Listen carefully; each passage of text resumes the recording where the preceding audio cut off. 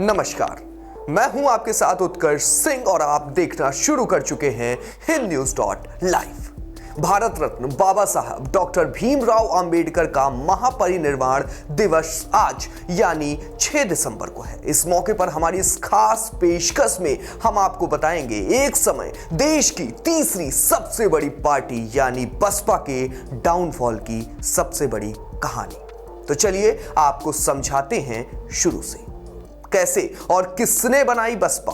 चिड़िया से हाथी तक का सफर, क्यों खतरे में है बसपा का अस्तित्व। एक समय देश की तीसरी सबसे बड़ी पार्टी आज क्यों है एक एक सीट के लिए मोहताज। यूपी में समय के साथ क्यों फेल हो गई बसपा की रणनीति। बसपा को क्यों करना पड़ गया समाजवादी पार्टी से गठबंधन। बसपा का पतन राइज ऑफ भाजपा या चंद्रशेखर आजाद। बीएसपी के संस्थापक काशीराम ने देश भर में दलित समुदाय के अंदर सियासी चेतना जगाने का काम किया, जिसके जरिए मायावती 4 बार उत्तर प्रदेश की मुख्यमंत्री बनी। एक समय बीएसपी देश में तीसरी ताकत बनकर उभरी। काशीराम ने 15 दिसंबर 2001 को लखनऊ में मायावती को अपना सियासी उत्तराधिकारी घोषित किया। मायावती ने पार्टी को राजनीतिक बुलंदी तक पहुंचाया और 2007 में पूर्ण बहुमत के साथ सरकार भी बनाई। अब आपको बताते हैं कि आखिर कौन है काशीराम। बीएसपी का गठन काशीराम ने अंबेडकर जयंती पर 14 अप्रैल 1984 को किया।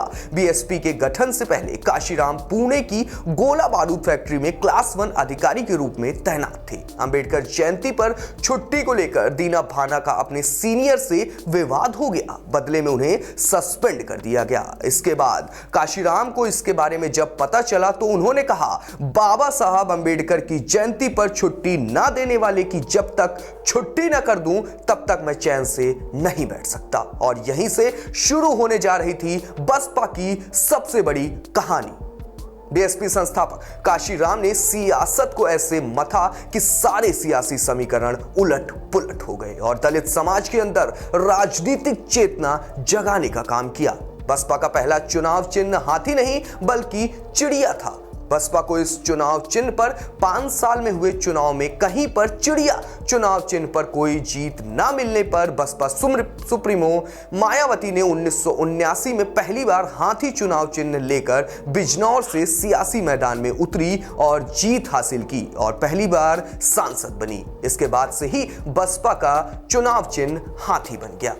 बहुजन समाज पार्टी एक रीजनल पार्टी है जिसने देश के सबसे बड़े लोकतांत्रिक राज्य उत्तर प्रदेश को सक्सेसफुली गवर्न किया। 1984 में एस्टेब्लिश हुई इस पार्टी ने उत्तर प्रदेश का 2007 का लेजिस्लेटिव असेंबली इलेक्शन जीत के अपने गोल्डन एरा में एंट्री ले ली थी और मायावती की अगुवाई में लड़ते हुए पार्टी को उम्मीद से बढ़कर सफलता मिली और 403 सीट वाली यूपी असेंबली में 206 सीट जीतकर बीएसपी ने क्लियर कट मेजॉरिटी के साथ उत्तर प्रदेश में सरकार बना ली और साथ ही स्टेट में पार्टी का वोट शेयर सबसे ज्यादा 30% रहा। इतनी बड़ी जीत को देखकर लगा कि अब बसपा का बुखार यूपी की जनता से जल्द उतरने वाला नहीं है और हुआ भी कुछ ऐसा। साल 2009 लोकसभा इलेक्शन में पार्टी का परचम देश की 21 सीटों पर लहराया और इस दौरान अकेले यूपी से पार्टी को कुल 20 सीटें मिली और पार्टी के वोट शेयर भी काफी मजबूत रहे। इस जीत के बाद कांग्रेस और भाजपा के बाद बसपा को तीसरे सबसे बड़ी पार्टी बना दिया गया और इसी के बाद पार्टी 2014 के लोकसभा इलेक्शन की तैयारियों में जुट गई और यहां से स्टेट छोड़ अब पार्टी का सबसे बड़ा टारगेट बन गया था बीजेपी को बेट कर देश की सबसे बड़ी ऑपोजिशन पार्टी बनना। हालांकि राजनीति के जानकार मानते हैं कि यहीं से शुरू हो गई थी बसपा के डाउनफॉल की अब तक की सबसे बड़ी कहानी और हुआ भी कुछ ऐसा। 2014 के इलेक्शन में पार्टी को एक भी सीट नहीं मिली और 2019 की 21 सीटों से हाथ धोना पड़ा। यही इलेक्शन था जब बसपा की कमर टूट गई। कहानी यहीं खत्म नहीं हुई। आपको बता दें कि जिस यूपी से बसपा का जन्म हुआ वहीं से 2017 के विधानसभा चुनाव में हालत खस्ता रही। 2007 में जो सीट 206 थी वो अब 10 साल बाद सिर्फ और सिर्फ 19 पर आकर अटक गई। और यहीं से शुरू हो चुकी थी योगी आदित्यनाथ लेड भाजपा की शुरुआत, जिसने कुल 312 सीटें जीती। पहले 2014 और फिर 2017 के चुनाव ने पूरी तरीके से बसपा की कमर तो तोड़ ही दी थी और यही वजह रही कि पिछले कई सालों से बसपा की सबसे बड़ी राइवल रही समाजवादी पार्टी से गठबंधन तक करना पड़ गया। लेकिन कामयाबी यहां भी हाथ नहीं लगी और दोनों पार्टी मिलकर भी कोई खास प्रदर्शन नहीं कर पाई। बसपा के लिए यह किसी भयानक सपने से कम नहीं रहा, क्योंकि इस इलेक्शन में बसपा को सिर्फ और सिर्फ एक ही सीट मिली।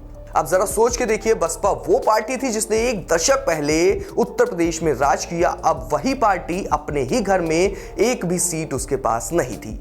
सिर्फ यूपी में ही नहीं बल्कि पूरे देश में बसपा की चमक एकदम से गायब हो चुकी थी। ऐसे में सवाल उठता है कि बसपा के इस डाउनफॉल में कौन कौन सी बड़ी वजह रही।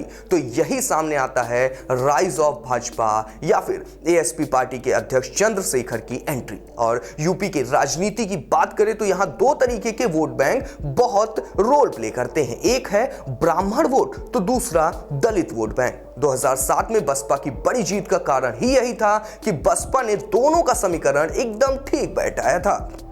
पहले दलित वोट बैंक मायावती के पास था, लेकिन आज के समय की स्थिति बदल चुकी है। अब उत्तर प्रदेश में भाजपा का राज है। ऐसे में सवाल यह भी उठता है कि आखिर बसपा अपना कमबैक कब करेगी। ऐसे ही राजनीति से जुड़ी खबरों के लिए बने रहिए HindNews.live के साथ। धन्यवाद।